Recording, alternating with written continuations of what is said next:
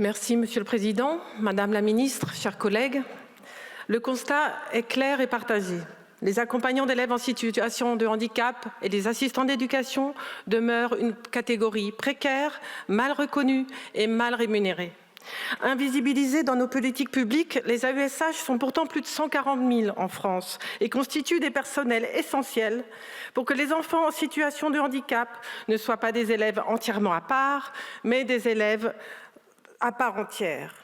Elles sont des rouages essentiels de la promesse d'inclusion et d'égalité portée par la loi du 11 février 2005 pour l'égalité des droits et des chances. Mais il reste un long chemin à parcourir. Les assistants d'éducation sont environ 62 000 et participent activement à l'encadrement, la surveillance et l'assistance pédagogique des élèves. 98% d'entre eux sont à temps partiel et pour les AESH, 90% sont des femmes. La majeure partie d'entre eux vivent sous le seuil de pauvreté, malgré leur rôle fondamental dans nos écoles, collèges et lycées. La loi du 16 décembre 2022, dite loi Victory, que nous évaluons aujourd'hui, a représenté une avancée certes, mais elle reste timide. Le passage en CDI des AESH, dont le nombre a triplé depuis 2022, passant de 20,8% à 63,4% en janvier 2025, montre qu'il était grand temps d'agir. Et les conditions de travail des AESH demeurent précaires et difficiles et peuvent varier sensiblement d'une année à l'autre en fonction des problématiques des élèves accompagnés et des établissements d'exercice. Ces conditions sont modifiées chaque année par des avenants et refuser de signer ces avenants peut mener à des licenciements. La CDIsation dans la fonction publique ne garantit donc en rien la sécurité de l'emploi. Et je dirais même qu'être contractuel dans la fonction publique est l'un des statuts les plus inconfortables qui soient et qu'il n'a rien à y faire. De surcroît, il faut 3 ans de CDD pour les AESH, 6 ans pour les AED avant d'obtenir un CDI. Quelle entreprise privée pourrait se permettre d'imposer de telles périodes d'essai ? Je sais que la Macronie veut en finir avec les fonctionnaires et préfère avoir des contractuels corvéables à merci. Mais non seulement ils n'ont pas le statut de fonctionnaire, mais en plus il est fait entorse à l'article L 1221-2 du Code du travail qui dispose que le contrat de travail à durée indéterminée est la forme normale et générale de la relation de travail. Maintenir les AESH et les AED dans cette insécurité n'est pas acceptable. Au final, il faut admettre collectivement que nous n'avons pas sorti les AESH et les AED de la précarité.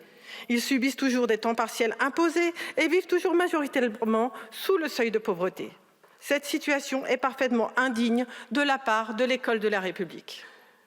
Le texte originel de cette loi était mieux-disant. Il prévoyait par exemple l'octroi de l'indemnité de suggestion aux AESH et AED qui exercent dans des établissements classés REP ou REP+. Cette disposition a été supprimée par 2 amendements issus des groupes macronistes. Il aura fallu attendre que la justice administrative reconnaisse une rupture d'égalité sur ce point pour que les AESH et AED aient accès à cette prime. Prime qui reste 36% inférieure à celle des autres personnels. Cet écart est parfaitement injustifié. Les améliorations obtenues par cette loi du 16 décembre 2022 sont donc toutes relatives. En Macronie, les avancées se font toujours par petites touches, quand il ne s'agit pas de grands reculs, surtout quand cela concerne l'amélioration des conditions de vie et de travail. On nous promet l'effondrement économique et une dette abyssale si l'on demande trop. Et pendant ce temps, la pénurie s'aggrave. Pour exemple, dans mon département des Côtes-d'Armor, plus de 180 élèves attendent un accompagnement par une AESH, sans compter ceux qui attendent une place en structure spécialisée. À la France Insoumise, nous souhaitons que les AED et les AESH soient reconnus à leur juste valeur. Et pour cela, nous proposons des mesures immédiates. La création d'un véritable statut de la fonction publique de catégorie B pour les AESH comme pour les AED, avec une grille indiciaire à la hauteur des besoins. Cela permettra la fin des CDD à répétition et des temps partiels imposés, remplacés par un temps plein à 24 heures semaine pour les AESH, qui prend en compte le temps de travail invisible, de préparation, de formation et de réunion. À ce titre, ma collègue Nadège Abromangoli et moi-même avons déposé une proposition de loi transpartisane pour atteindre cet objectif. L'idée fait son chemin, Monsieur Le Fur en a parlé tout à l'heure.